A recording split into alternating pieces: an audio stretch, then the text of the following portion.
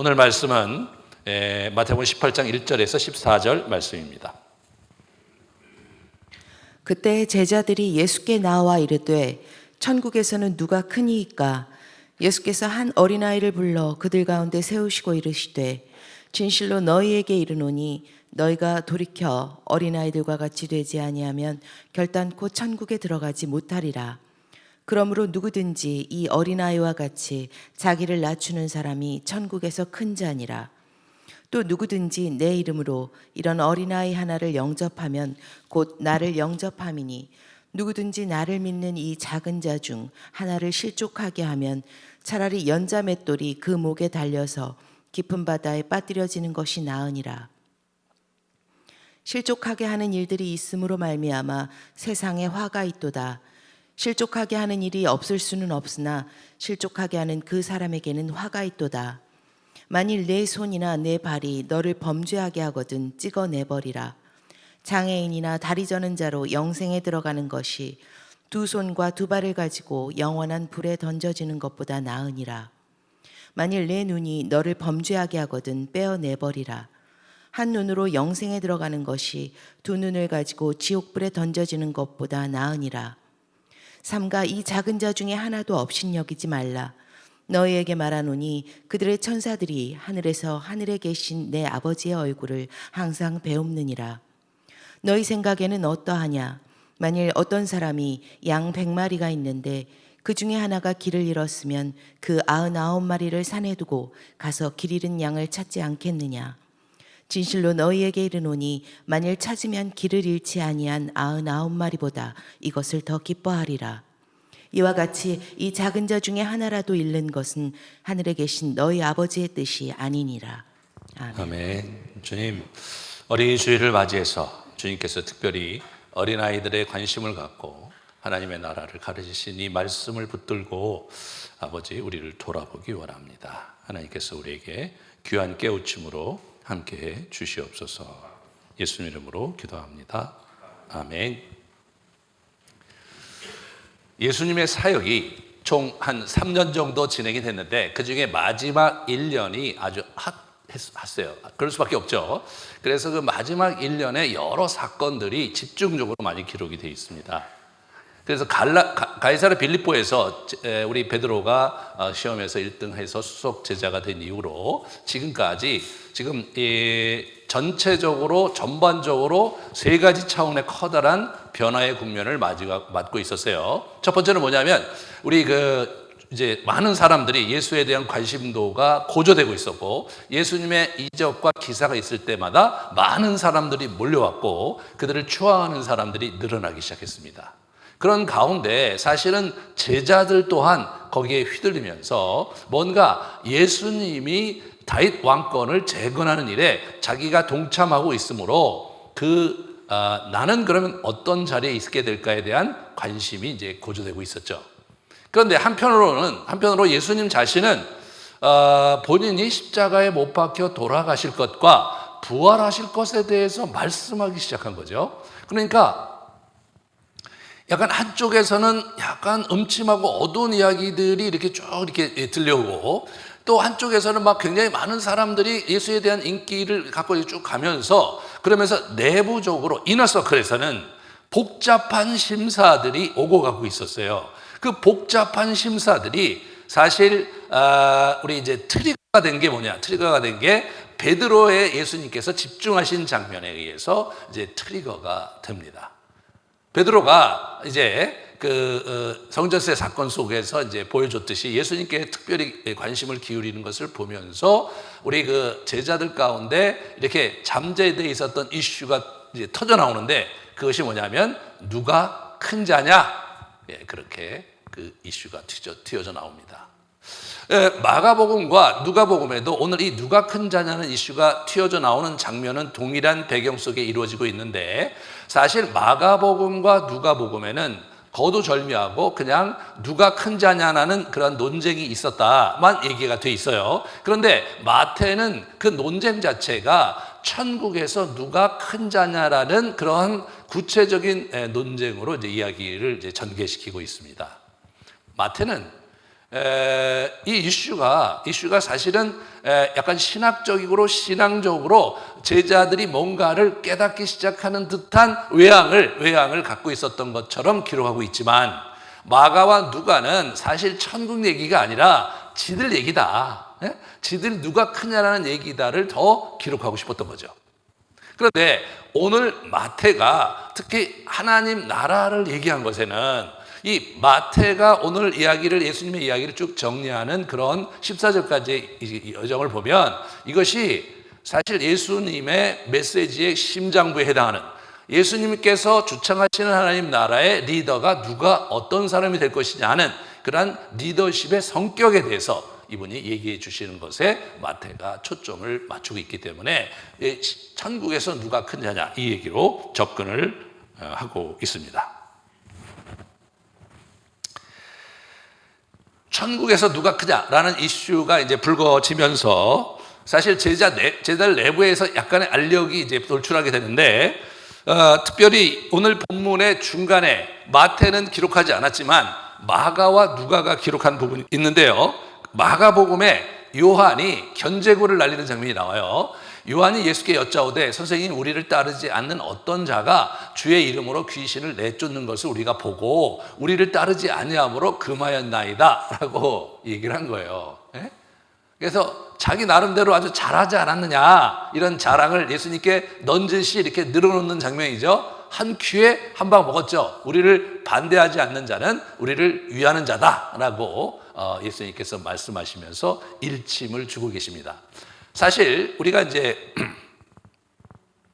이 요한이 이 누가 큰 자냐는 이슈에 아마 첨예하게 전면에 나선 사람이 아니 그렇게 생각이 돼요. 왜냐하면 본인이 이제 우리 야고보와 자기와 함께 이제 예수님께서 얘기한 이너서클 중에 이너서클인 3명 중에 한 사람이었기 때문에 그런 것 같죠.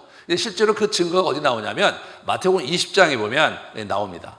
세베대 아들들의 어머니, 요한과 야고보의 어머니가 그들 아들들을 데리고 예수께 와서 뭐라고 하면, 무엇을 원하느냐라고 물으니까 나의 이 두 아들을 주의 나라에서 하나는 주의 우편에 하나는 주의 좌편에 앉게 명하소서, 이렇게 나와요. 이렇게 앉게 해 주십시오 이렇게 얘기하는 것도 아니에요.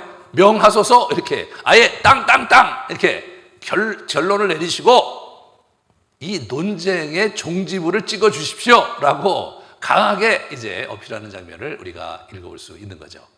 마가와 누가는 이 장면을 기록하는 데 있어서 우리 어머니가 와서 얘기했다는 얘기를 뺐어요. 그걸 뺐어요. 근데 마태는 어머니를 데리고 왔다라고 얘기함으로써 이게 지금 약간 더티한 게임으로 가고 있었다, 이런 얘기를 하는 것 같아요. 뭐 사실은 그 제자들이 이제 서로 누가 큰 자는 싸움을 하는데 아무래도 묘한 분위기가 있었고 뭐 그런 상황에서 요한과 야고보가 도저히 안 되겠으니까 자기 어머니를 원군으로 동원해서 예수님을 어떻게 흔들어 보고 싶은 그런 요량으로 저런 일을 벌였던 것이 분명하죠. 저런 이 누가 큰 자는 이슈는 사실 저기서 사그러들지가 않았고 계속해서 진행되면서 누가복음 22장에 보면 만찬석상에서까지 저 이슈로 논쟁을 하는 이야기가 나올 정도였습니다. 제자들은 초미의 관심사가 예수님께서 이루실 왕국에 있었고 그 왕국에서 자기가 어떤 자리를 차지할 것인가에 굉장히 관심이 많았습니다. 따지고 보면 하는 일도 없으면서 하는 일이 뭐 있습니까? 저들이 기도를 합니까? 봉사를 합니까? 예수님 쫓아다니면서 뭐 뒷수습이나 하고 먹을 거 없다고 뭐 좀 어려워하고 또 먹을 거 준비도 안 하고 있고, 그러니까 거의 그러니까 선생을 모시는 학생들의 태도가 되먹지가 않았어요, 이 사람들이. 저들을 이렇게 보면 되먹지가 않았는데, 여러분이나 저나 저 사람들을 그렇게 힐난하고 저 사람들에게 이제 어떻게 저럴 수 있을까라고 얘기를 드러내놓고 하기 어려운 것은 우리도 비슷하기 때문이죠. 별로 하는 일은 없으면서 좀 은혜를 많이 받고 싶은, 별로 그렇게 주님께 특별한 것들을 드리는 것도 아주 우리가 적게 드리면서 왠지 그 많은 은혜를 누리고 싶은 그런 마음이 인간의 심성에 있지 않습니까? 제자들이 그랬더라고요, 제자들이. 근데 여기서 한 가지 우리가 주목해야 될 부분이 뭐냐면 베드로입니다. 오늘은 사실은 베드로는 출연하지 않아요. 근데 이제 오늘 어린이 주일을 이 본문을 택했는데 사실 그 오늘 본문에서 좀 이렇게 재밌는 것은 뭐냐면 베드로가 등장하지 않는다는 거예요. 네? 누가 큰 자냐는 이슈에 베드로가 등장하지 않아요. 실제로 이 이후에도 몇 번 그런 게 나오는데 베드로가 뭘 했다는 기록이 안 나와요. 마태나 다른 그 저자들도 베드로가 뭔 짓을 하면 꼭 베드로가 했다고 나오거든요. 심을 했다고 나오는데 나오지 않은 걸로 봐서 베드로가 지난 시간에 우리 같이 봤듯이 그 낚시하면서 뭔가 성찰하면서 달라진 것 같습니다. 그 전까지는 섣부르게만 나타나서 뭐 자기가 뭐 이런저런 얘기도 하고 뭐 쓸데없는 얘기도 하고 헛소리도 하고 막 그랬는데 이 사건 이후에는 베드로가 예수님께서 가르치시는 주제에 신앙적 주제에 관심을 기울이고 그것에 대해서 점잖게 예수님께 묻는 장면으로 계속 이어가거든요.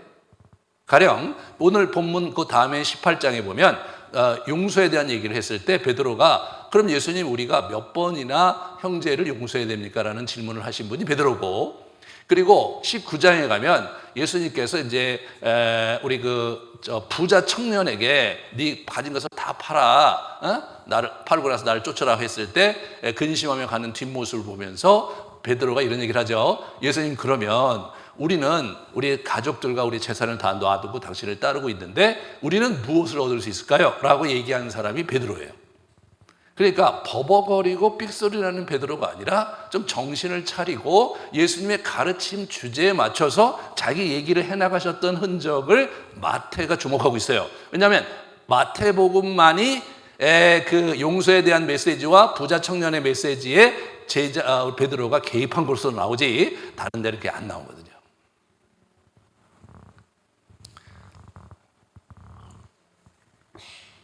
베드로는 좀 자중한 것 같아요. 내가 좀 그만 나서야 되겠다. 내가 자꾸 들떠갖고, 내가 수석하는데 들떠갖고, 자꾸 휘둘려갖고 엉뚱한 얘기를 해서 예수님께 자꾸 말씀을 듣는데 이제는 좀 자중해야 되겠다라고 생각한 것 같아요. 예수님께서 이 누가 큰 자라는 이슈를 이렇게 들으시고 어떻게 이 문제를 이제 설명하시냐면 어린아이를 내게 데려와라. 마가복음에 보면 자기가 이렇게 앉혀요. 어린아이를 데려와라. 그러면서 어린아이와 같은 사람이, 그죠? 어린아이와 같은 사람이 어떻게 되냐면, 같이 되지 않으면 결단코 천국에 들어갈 수 없다. 이제 그런 말씀을 하시는 거죠. 여기서 우리의 긴장이 뭐냐면 천국에 들어갈 수 없다니까 이게 긴장이죠. 그러니까 어린아이 같이 너희가 되어야 된다. 어린아이처럼 너희가 나를 따라야 된다. 이런 말씀하신 게 아니라 천국에 들어올 수 없다라고 아예 크게 말씀하세요. 아예 엄포를 놓으세요. 그러면 이게 이제 저와 여러분에게 굉장히 중요한 이슈가 되는 거죠. 첫 번째, 겸손해야 된다. 어린아이처럼 낮춰야 돼. 자기 낮출 줄 알아야 된다. 두 번째, 그 당시에 사실 어린아이는 이렇게 각광을 받고 또는 이렇게 요즘같이 어린아이를 우리가 이렇게 귀하게 대하고 그런 문화는 아니었거든요. 어린아이는 그냥 어른들의 말을 들어야 되고 잘못하면 줘 맞아야 되고, 때로 이렇게 뭘 먹는 것도 먼저 어른 거 먼저 챙기고 나서 나머지를 먹는 그런 형태였거든요. 저희 어렸을 때도 그렇게 자랐어요. 요즘 이제 시대가 바뀌어서 아이가 맨 앞에 있고 뒤에 이제 엄마 아빠하고 할아버지가 쫓아가는 그런 모습으로 됐는데 옛날에는 어림도 없죠. 저 뒤로 쫓아오는 거예요. 아버지 거, 그 어른들 거 이렇게 챙겨놓은 음식이라든가 뭐 과자 이걸 먹으면 혼났죠. 그렇습니다. 저 시대에는 더 그랬다고 그래요. 그래서 이제 아이들은 하나의 부모의 재산 목록에 지나지 않았고요. 그러니까 저 시대에서 굉장히 중요했던 게 뭐냐면 성인식이었던 거예요. 그죠? 성인식을 하면서 이제 정식으로 이제 어떤 어른 사회에 진입하면서 자기의 언권과 자기의 책무와 자기의 그 권리를 주장할 수 있는 나이가 바로 우리 성인식이죠. 요즘 뭐 성인식이 없어졌어요. 그죠? 요즘은 제가 생각하기에는 요즘은 뭐 성인식을 할 필요도 없이 이미 태어나자마자 그들은 왕과 공주로 태어나고 태어나자마자 부모들이 납작 엎드려서 그들을 섬기면서 살아가기 때문에 뭐 따로 성인식을 할 필요는 없어서 그런 건지 그것이 자연스럽게 없어졌어요. 하지만 고대 사회는 그게 매우 중요한 분기점이 됐습니다. 그러니까 그 당시에 예수님께서 제자들에게 내게 애들이 오는 것을 막지 마라, 또는 제자들의 중요한 이슈에 어린이를 등장시켜서 옆에 앉혀놓고 얘기하시는 것 자체는 상당히 이례적인 얘기죠. 실제로요, 저 어린아이가 관심의 대상이 됐어요. 여러분, 저 때 많은 사람이 저 이야기 때 관심이 많았던 것 같아요. 그래서 저 어린아이가 이제 어떻게 된 거냐? 저분이 나중에 이그나티우스라고 알려져 있는데, 안디옥의 감독으로 있다가 순교당한 것으로 초대교회 기록에 나옵니다. 근데 바로 그분이 예수님께서 저 메시지를 하실 때 예수님께 안겨있던 그 아이였다, 이렇게 기록이 남아있는 거예요. 우리가 뭐 확인할 길은 없는데 그런 기록이 107년 다른 기록이 남아있는 걸로 봐서 초대교회 성도들이 이 이야기를 너무 흥미롭게 봤고, 이 아이는 그럼 커서 어떻게 됐을까에 대한 관심이 많았던 것이 아니냐, 그것을 우리가 엿볼 수가 있습니다. 두 번째로 이 어린아이는 6절에 보시면 믿음이 작은 자와 동의어가 됩니다. 믿음이 작은 자. 다시 말해서 이 믿음과 관련되어 있는 표현을 우리 예수님이 하시는 거고요. 그 다음에 기뻐하는 자입니다. 어린아이 간다는 거는 기뻐하는 거예요. 뭐가 기뻐하는 거냐? 예수께서 안수하시고 기도하여 주심을 바라고 어린아이를 데려오매 제자들을 꾸짖었어요. 그래서 아이들을 내게 용납하고 내게 오는 금하지 마라. 아이들이 오는 것을 금하지 말라고 하는 거예요. 뭐 제자들이 문제가 많아서 제자들이 아이들 오는 걸 자꾸 막았던 거냐, 그런 거 아니죠. 그 당시 풍습에는, 그 당시 관례에는 어른들 오는데 애들은 떨어져야 되는 거죠. 여기 나이 드신 분들 어렸을 때 어른들 뭐 얘기하시는데 애들이 끼어들거나 와갖고 놀면 안 맞죠. 나가서 놀라고. 이게 이제 그런 이제 상황인데 예수님께서 그를 이렇게 오른 거예요. 그러니까 애들이 예수님께 계속 달려든 거예요. 이렇게 예수님께 계속 달려든 거예요.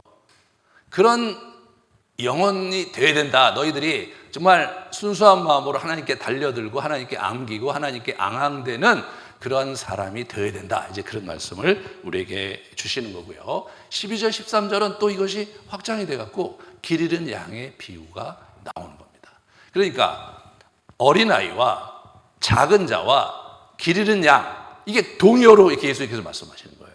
그러니까 오늘 우리가 이 어린이를 우리가 소중히 여기고 어린이를 사랑해야 된다는 메시지와 함께 예수님께 들어야 될 메시지는 그 어린아이로 저는 포괄적인 개념으로 되어 있는 이 믿음이 작은 자와, 그리고 이제 그 예수님께 나오는 그런 자들, 또 길 잃은 양들, 이런 사람들의 그 전체를 포괄적으로 예수님이 어린아이라고 표현하고 있는 것이 이제 오늘 우리가 확인할 수가 있는 거죠.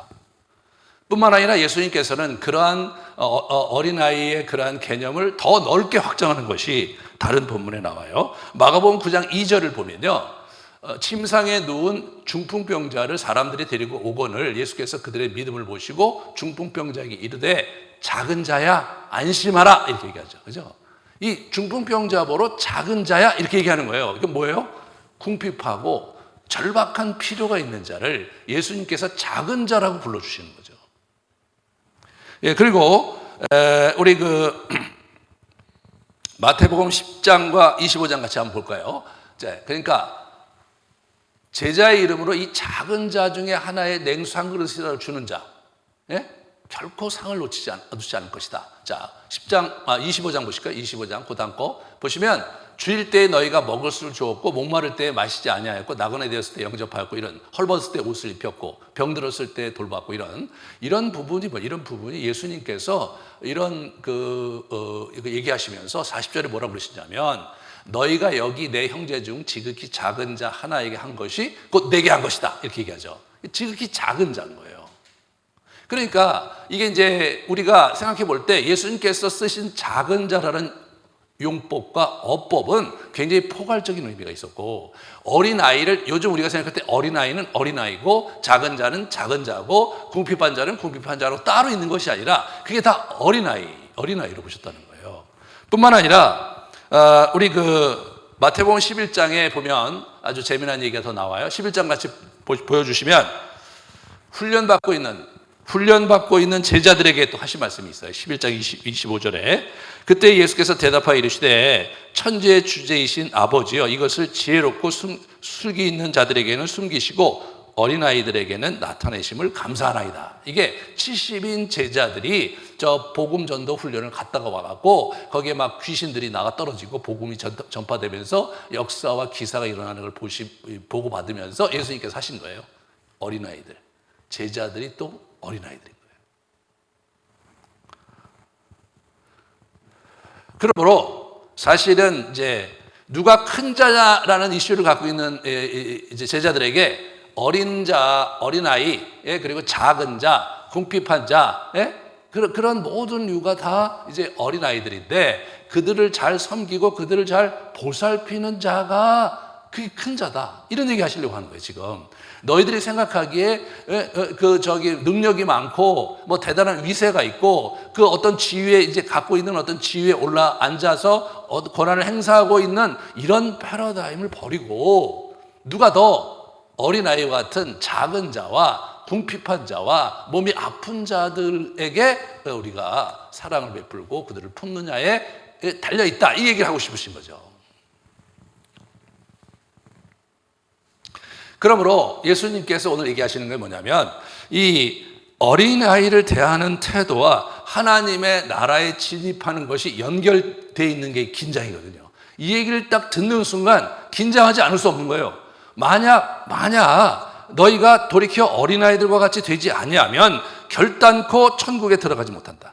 여기서 이 돌이켜라는 말이 너희가 변해서 그러니까 converted and become 이렇게 되는 거예요. 그러니까 뭐냐면 너희가 변해서 어린아이처럼 되지 아니하면이에요. 컨버트가 돼야 돼. 컨버트가 우리가 그렇게 되지 아니하면 너희가 하나님 나라 들어갈 수 없다는 거예요. 그러면 이제 우리의 긴장이 되는 게 뭐냐면 이게 뭐 어린아이를 잘 돌보고 품어야 된다라는 얘기로 듣고 내가 어린이들 잘 돌봐야 되겠구나. 내가 잘 챙겨줘야지. 이런 얘기가 아니라 단순히 이것이 여러분과 저의 영적인 운명을 결정하는 바로미터가 된다는 것이 충격이죠. 그러니까 이것을 우리가 잘 이해를 해야 되는 게 뭐냐면 이런 것을 비집고 구원파가 들어오는 거예요. 구원파가. 여러분 이거 보시면 구원론이 어떻게 되는 거예요? 우리가 알고 있는 일반적인 구원론과 다르잖아요.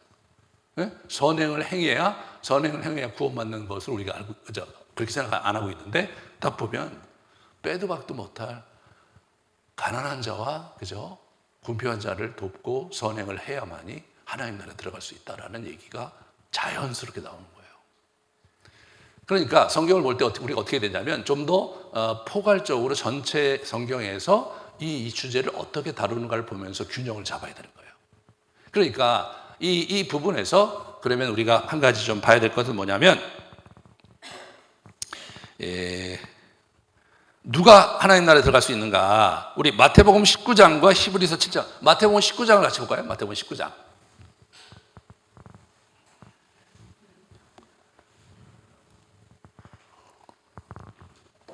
부자는 천국에 들어가기 어렵다. 낙타가 바늘 qui로 들어가는 것이 부자가 하나님 나라에 들어가는 것보다 쉬우니라. 그래서 사람들이 놀래요. 그렇다면 누가 구원을 받을 수 있습니까? 예수님께서 사람으로는 할 수 없으나 하나님으로는 다 하실 수 있다. 이런 얘기를 하신 거예요. 아주 묘하죠. 부자가 천국에 들어가기 어렵다. 그럼 부자가 그럼 천국에 못 들어간다는 얘기냐? 어렵다는 거예요. 그러니까 들어가는 사람도 있다는 거죠. 근데 그 다음 문장이 기가 막히잖아요. 낙타가 바늘귀로 들어가기 것이 더 쉽다. 그럼 낙타가 바늘귀 어떻게 들어갑니까? 그 얘기는 뭐예요? 부자는 안 된다는 얘기 하는 거잖아요. 그러면 이제 우리가 성경에 부자는 안 된다는 얘기가 있나를 찾아봐야 되겠죠. 그럼 여러분, 아브라함이 엄청 부자였습니다. 아브라함이. 야곱은 더 큰 부자였어요. 요셉은요, 완전히 제국의 2인자였어요. 그러면 그 사람들은 일단 천국에 없다. 이렇게 되면 어떻게 되냐면 모세오경 전체가 날아가 버려요. 그죠? 그러니까 예수님께서 그 얘기를 하시는 게 아니에요, 지금. 그거를 그런 식으로 우리가 이걸 다시 해석해 봐야 되는 거예요. 그러면 사람으로는 할 수 없으나 하나님으로는 할 수 있다. 지금 말장난 하시는 것 같죠, 이게? 이게 뭐냐면 워낙은 안 되는데 너희가 하나님께서 그러나 너희에게 길을 열어주셨다. 나를 통해서 구원이 오는 거다. 실제로 그거를 히브리서 저자가 해석을 해주고 있어요. 히브리서 7장 보십시다. 그러므로 자기를 힘입어, 자기 예수님이죠, 하나님께 나아가는 자들을 온전히 구원하실 수 있으니 이는 그가 항상 살아계셔서 그들을 위해 간과하십니다. 이분이 항상 살아계셔서 제사장으로서 하나님 우편에 보좌편에 앉아 계시면서 제사장 역할을 하는 거거든요. 그래서 우리가 문제가 생기면 예수님이 그를 자기의 핏값으로 대신 우리의 죄를 사해 주시고 그를 온전히 구원하고 계시다. 언제? 늘, 항상 이분이 이러고 계시다는 거예요. 그러니까 지금 예수님은 구원하지 않겠다 얘기를 하는 게 아니에요. 예? 너희들은 천국에 못 들어가 이 얘기를 하시려는 게 아니에요. 천국에 들어가는 것은 그걸로 좌우되는 게 아니에요. 예수님 얘기하시는 건 뭐냐면 그런 식으로 살면 워낙 너희들 천국에 받아들일 수가 없는 놈들이야. 하지만 나의 은혜로 이제 내가 십자가에 못 박혀 죽으심으로써 그 일을 열어놓을 거다. 그러면 얘기가 끝난 거냐? 끝난 게 아니죠. 그게 강조점이 되는 거죠. 예수님께서 그게 너무나도 중요하기 때문에 그렇게 엄포를 놓으면서 두렵게 들어야 된다 너희가. 이게 워낙 너희가 이 문제 때문에 천국에 들어가고 말고가 결정될 만큼 천국에서 중차대한 사안이다. 그 얘기를 하시는 거죠. 그 얘기를. 왜? 그러므로 우리는 여기서 겸허하게 두려운 마음으로 정말 이 어린아이처럼 우리가 되어야 되고 어린아이 같은 사람들을 잘 챙겨야 되는 문화를 붙잡아야 되는 거죠. 근데 예수님께서 얘기하실 때 이런 거를 좀 이렇게 오해 없도록 잘 기록해 놓으셨으면 얼마나 좋았을까 그런 생각할 수 있잖아요. 그죠? 아예 의심의 여지가 없이 야 너희들 이게 내가 얼마나 소중하게 생각하는 건지 아냐? 네.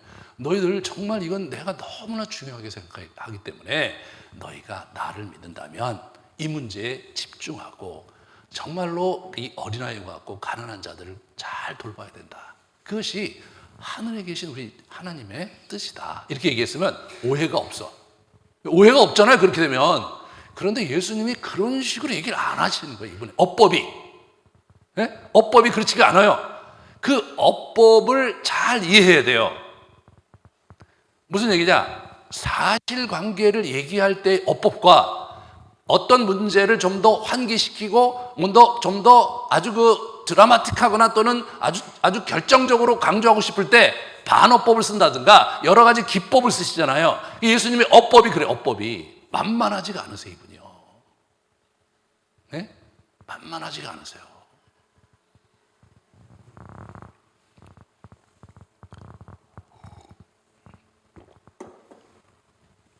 제가 이제 지난주 본문에서 저도 같이 묵상을 했는데 이제 거기 보니까 이제 저는 어떻게 이제 베드로 그 고기잡이한테 뒤에서 같이 앉아 있더라고요. 제가 묵상하는데 또 이런 묵상에 대해서 또 어려워하시는 분들이 있을지 모르지만 또 이렇게 묵상을 하다 보면 그 영상으로 또 들어가는 경험하는 사람이 많아요.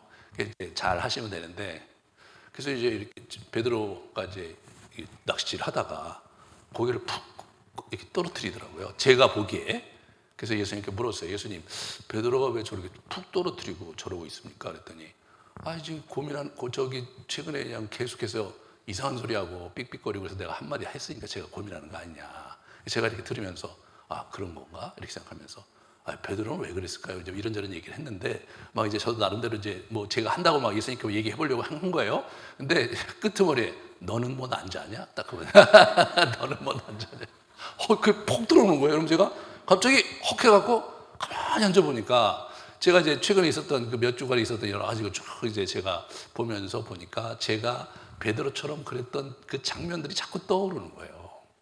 그래서 이제 그걸 떠오르면서 부끄러워서 이제 주님께 이제 말씀을 드리고 주님 저희가 뭘 어떻게 하는 게 좋을까요? 라고 제가 여쭸더니 이분이 제 마음 가운데 그렇게 와지더라고요. 뭐 소리가 들린 건 아니고요.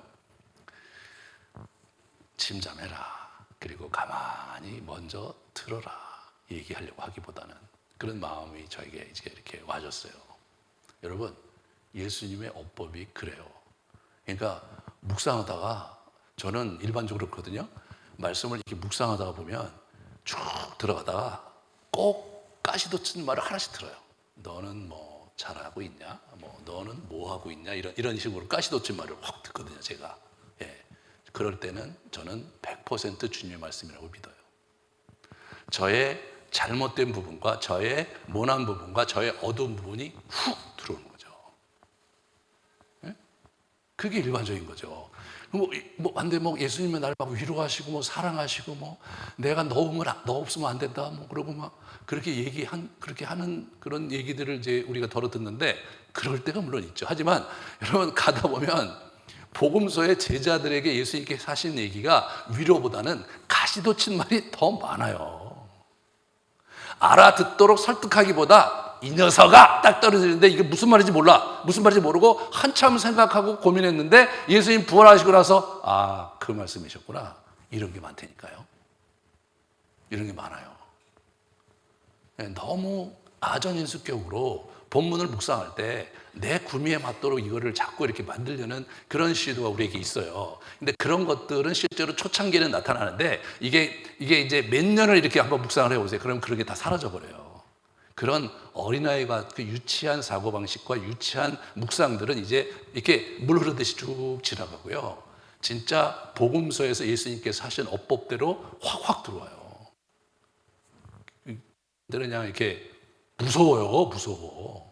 그분이 말씀하시는 게 이게 너는 뭐 낫냐 딱 이렇게 할 때 여러분 기분 어떻겠어요? 기분이 베드로 얘기하면서 나도 이렇게 좀 얘기하다가 너는 뭐 낫냐 이렇게 얘기하시면요. 그러면 갑자기 할 말이 없어 헉 되는 거예요, 이게.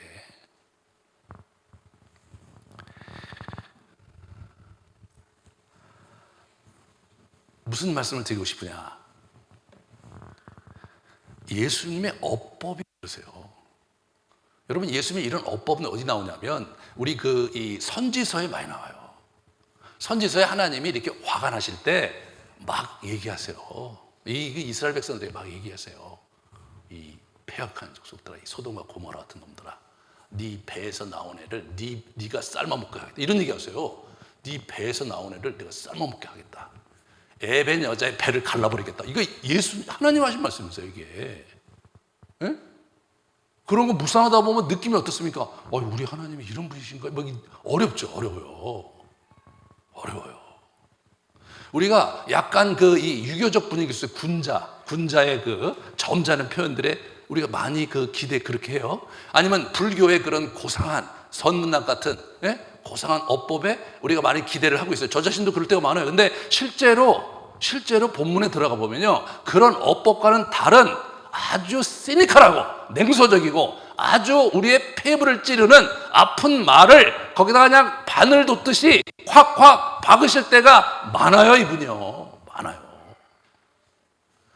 그걸 어떻게 해야 됩니까? 그걸 직접 자기가 그걸 본문을 놓고 앞에 묵상하면서 그걸 이렇게 낭독하면서 있는 그대로 그 성경이 말씀하시는 거를 내가 들으려고 할 때 그 가시돋친 표현들이 폐부를 찌르는 거거든요.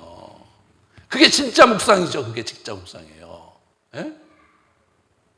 그런데 그냥 이거를 너무 감미롭게 이렇게 만들고 말이에요. 예? 그래서 이제 여러 가지 이렇게 쭉 하고 있는 거, 이런 것들이 사실은 초창기에 처음 예수 믿고 그럴 때는 그런 것들이 필요한 단계가 있지만, 그러나 이게 연수가 돼서 이제 이렇게 어른의 역할을 해야 될 그런 사람들이요, 이렇게 이제 나이브하고 유치한 그런 형태로 예수님과 대화하면서 뭘 하고 있으니까 어떤 일이 벌어지냐면 굵직한 이슈에 우리가 대응을 못하는 거예요. 예? 지금 우리 대학이 엄청나게 기독교 서클이 무너지면서 어떻게 되냐면 그런 선교단체가 무너지면서 우리 저 신학교에 이제 좋은 양질의 우리 지원자들이 감수했을 뿐 아니라 미달로 갔어요.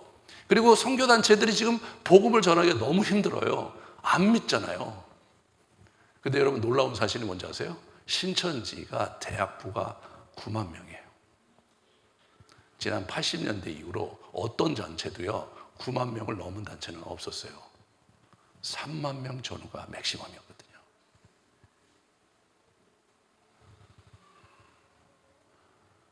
이런 터프한 이슈를 어떻게 우리가 감당할 수 있겠습니까?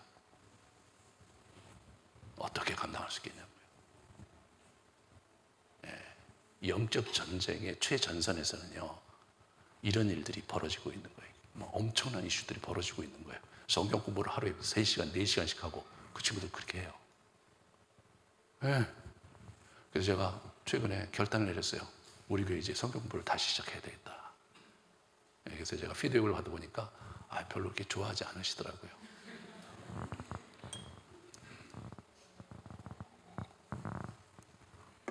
하지만 해야 되겠다.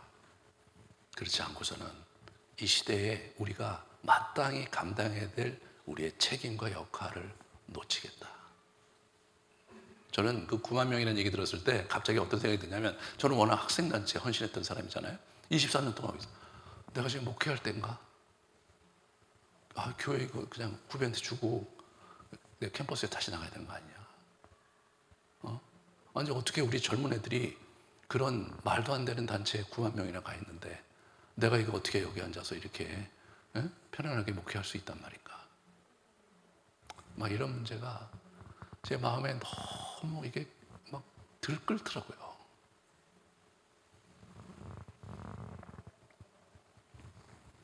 여러분, 우리가 정신 차려야 돼요.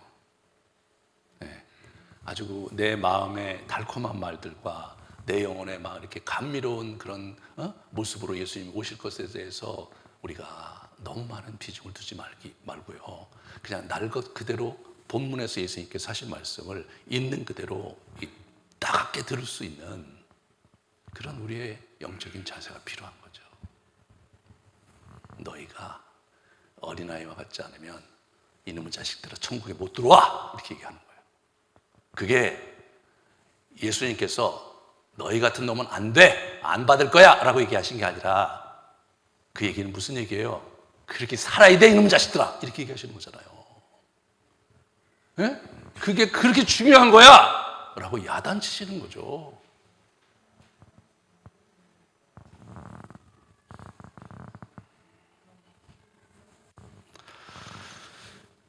6절을 보시면 누구든지 나를 믿는 이 작은 자 중에 하나를 실족하게 하면 차라리 연자맷돌이 그 목에 달려서 깊은 바다에 떨어뜨리는 것이 나으니, 여기서 이제 실족한다는 표현, 이게 걸림돌이거든요. 원어로 스탬블링 블럭. 이 걸림돌이에요.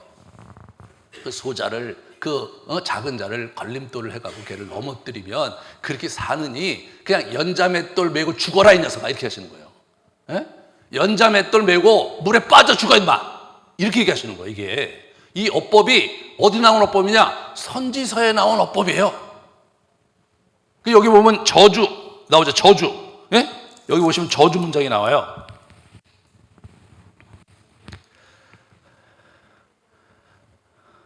이 구절 이런 게 다 이게 O2 용법이거든요. 영어로. 예? 화이스 찐저 이 어법인데 그게 번역이 이제 그렇게 안 됐어요.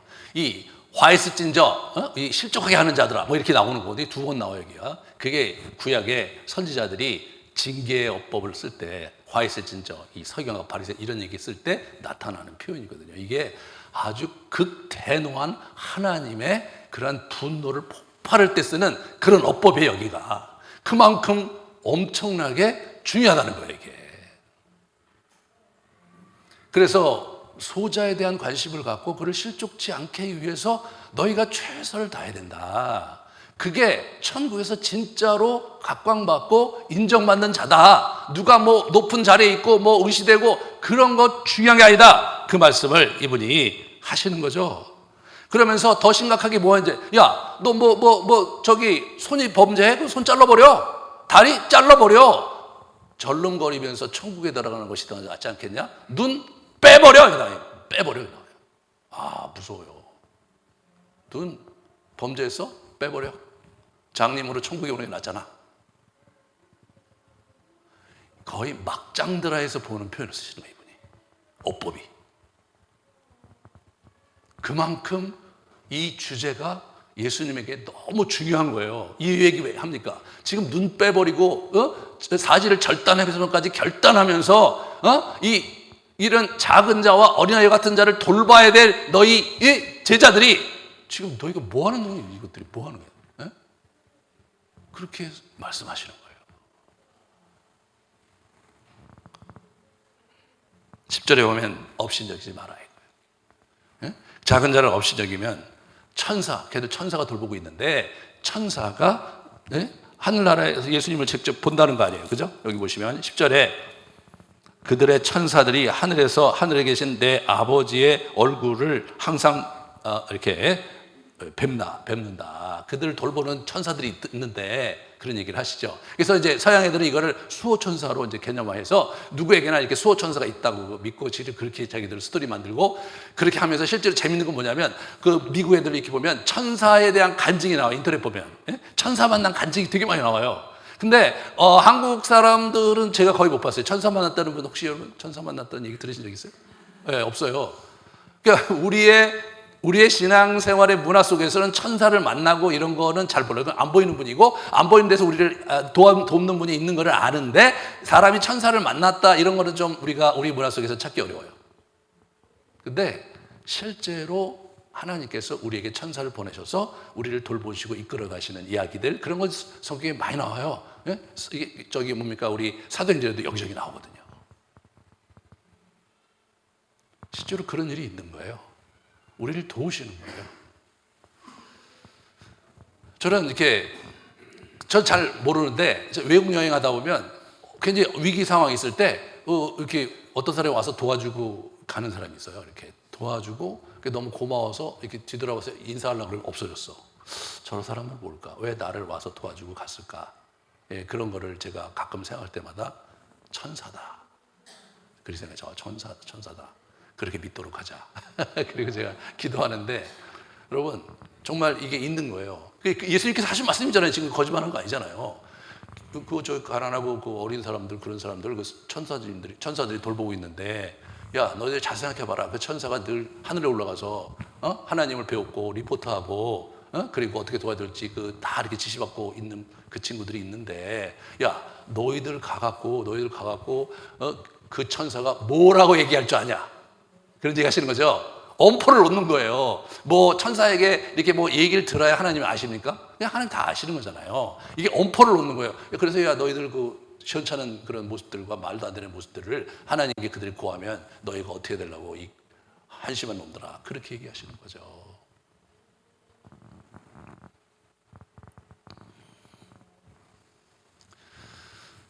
성경적으로 수호천사가 개인에게 있다는 개념은 지지될 수 없습니다. 천사들이 그냥 우리를 돌보고 있다는 개념은 있지만 개개인에게 뭐 수호천사가 있다는 말은 사실 그냥 뭐 그들의 문화에서 나온 얘기지 성경에 지지받고 있지는 않아요. 마지막으로 예수님께서 우리에게 들려주시는 말씀은 너희 생각에는 어떠하냐? 만일 어떤 사람이 양 100마리가 있는데 그 중에 하나가 길을 잃었으면 그 99마리를 산에 두고 가서 길 잃은 양을 찾지 않겠느냐. 어린 양으로 이제 돌아가는 어린 양 이게 이제 길 잃은 양을 얘기하잖아요. 진실로 너에게 이르노니 만일 찾으면 길을 잃지 아니한 99마리보다 이것을 더 기뻐하지 않겠느냐라고 예수님께서 말씀하시는 거죠.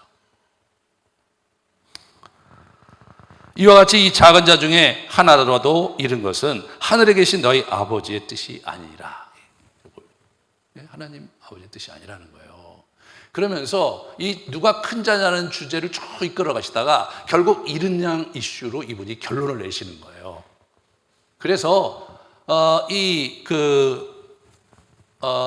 이스라엘의 고대에 있는 그 목자들은요 한 100마리 정도를 키웠대요. 한 사람이 그 정도를 이제 왔다 갔다 하는 거죠.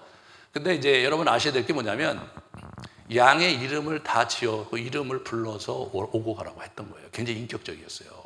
100마리 양의 이름을 붙여놓고 이름을 부르고 그들을 키우는 게 그 당시 목자였어요. 우리는 저는 이렇게 단순히 생각했어요. 내가 만약 100마리의 양을 키운다. 그러면 저는 이렇게 할 것 같아요. 몇 마리가 있지? 여기 50마리가 있고 나머지 50마리 어디 갔지? 찾고 이렇게 와갖고 또 100마리네 됐네. 이렇게 키운다고 저는 상정을 했거든요. 왜냐하면 우리나라에서 뭐 소를 키우든 돼지를 키우든 간에 이름을 지어서 키우는 적이 없으니까 문화가. 그 사람 그렇게 하는 거예요. 자, 그렇다면 여러분 생각해 보세요. 아무개도 있고 아무개도 있고 아무개도 있고 아무개도 있는데 이 녀석 어디 갔어? 이렇게 되는 거죠. 이 녀석 어디 갔어? 그런 거예요. 네. 조홍래 어디 갔어? 이렇게 나오는 거죠. 네? 김영기 어디 갔어? 어디 갔어? 김영기. 저 수련회 가 있구나. 근데 여러분 꼭 와야 될 애가 안 온단 말이에요. 그러면 어디 갔는지 찾게 되는 게 목자의 기본적인 태도인 거예요. 그러니까 이 이스라엘의 그 당시 유대 땅에 살던 사람들은 저 메시지를 들으면서 저 비유를 들으면 그게 뭔지가 클릭이 되는 거죠. 아, 예수님께서 그 목자처럼 그 한 마리가, 예?